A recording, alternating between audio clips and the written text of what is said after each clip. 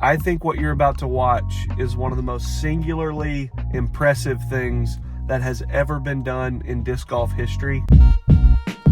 Jake Wolff accomplished something over the course of multiple months. Timmons Park in Greenville, South Carolina is just a regular disc golf course. Imagine your disc golf course in your hometown. He set out to ace every single hole on the course. There are holes that are not reachable. There are holes that you wouldn't even consider, yeah, if I threw enough shots at that, maybe one of them would go. There are holes that are not possible. Over the next 3 episodes, you're going to watch something that I think is in my Mount Rushmore of disc golf accomplishments. And I'm putting that up to Macbeth's world titles. And I know that's ridiculous, okay? It is the most impressive thing I think I've ever seen in disc golf. Here's the first hole. 9 a.m. the first day. What's hole number 1 that you went after? I went after, I believe I went after hole 8 first. Okay, let me find this. Is this it? The little uphill? Yes, that one. Okay. So that's a challenging hole. Up the hill to the right. It's one of those ones that's right there, but you could throw a lot of shots and not get close. I'm going to get to watch it right now, and you are too. Go. Fade. Oh, that's so satisfying. I love watching aces.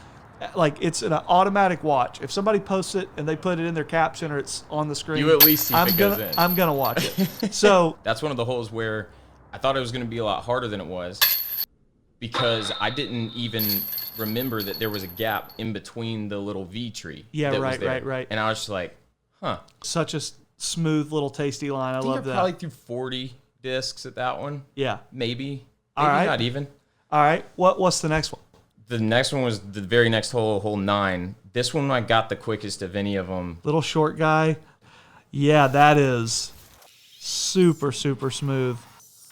And that is the gap that I take in the tournament. But I throw a tomahawk instead of a... Do you really?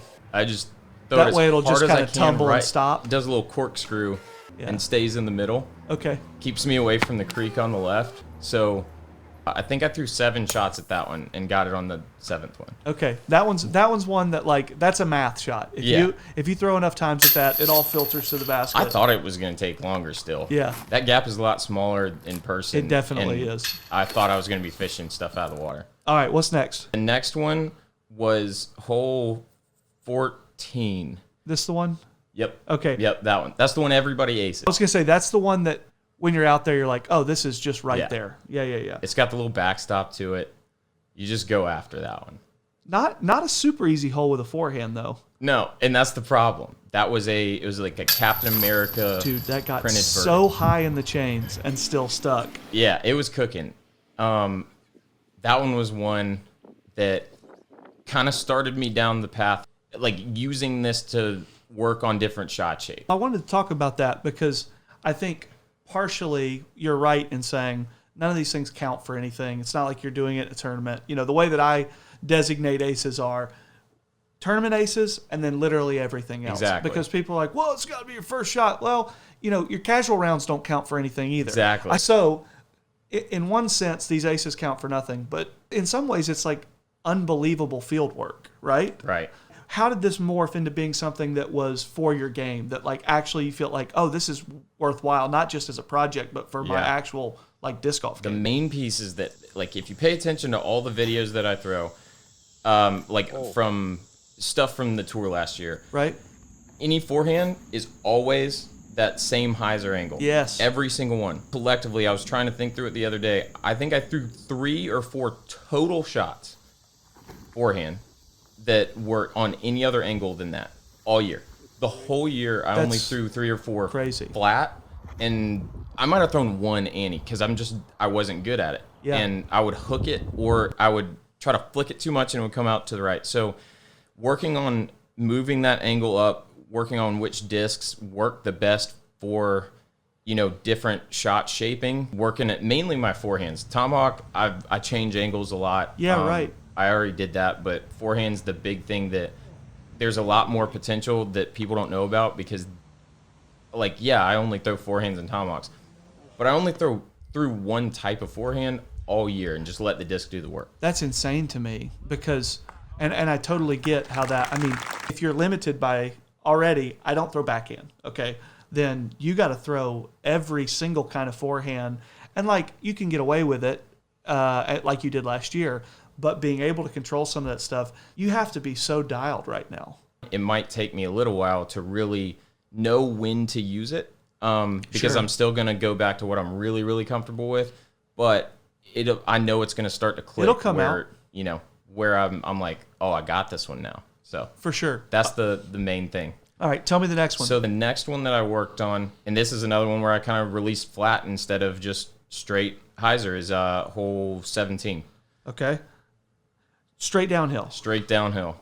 I threw so many shots at this that day that we were there. This one I got probably the second quickest of any That of them. is so nice. Oh, that's fun. Throwing it downhill, I figured out, man, I need to get this in my game to where I'm releasing it flatter on Annie more comfortably, because downhill Smashing the hill. it gets the I think the general sense of it, the way I understand it, is hyzer is always nose up and Annie is always nose down to a certain extent. Like, that's not necessarily like way nose down or way nose Yeah, up. right. But to hyzer a disc, it's got to be a little bit nose up. And throwing downhill nose up, that's not what you don't want to do that. For sure. So you want to get it down there with something fairly stable and let it lift itself up, which doesn't work with something flippy, which is what you need to throw if you throw it on hyzer. So that one was extremely helpful. That's another hole that does not quite look just how it actually is when you're in person. That is so downhill. All right, let's do a couple more. I got the final one before the sun went down, I believe, was hole 15. Okay. 15. Is that the... You'll see the sunset in it. Yeah, Let's see here. this one was funny. This is kind of far, isn't it? Yeah, it's pretty hard and it's blind. And I got this one because I figured it was the last fairly easy one that I could get that was far away from the lights. And That's so satisfying. That's such a great shot. I thought I shanked it. I didn't think that one was going in. So if you watch that, I know the one that you're looking at is the sped up version. I do this little C3PO movement because I thought somebody else made a putt. Oh, yeah. And I've then done I that was before. like, wait, I'm the only one out here. I almost threw another shot. So that's the last one from the first day, or is there one more? No, there's 3 more. How many did you get the first day? 6, 7, 8. Maybe I got 8. That is... I want everyone got to in look at there. my face right now. That is unbelievable. So what's the next one then? So that Wait. We need to pause here. We're gonna get to all these other ones in the next episode.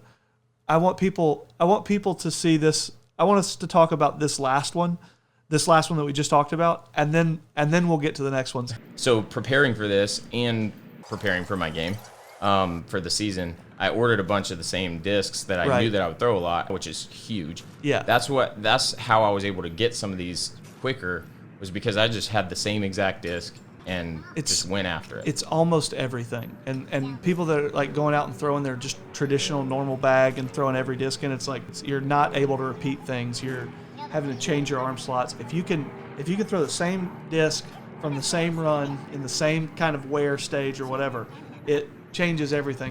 Well, let's get to the next episode, but let's get to these ones that are pretty difficult. All right. All right. If y'all do something crazy, Holy cow, I is got that it your- on video behind the basket and up there. You're videoing yourself? Instagram stuff. Yeah. Well, turn it off.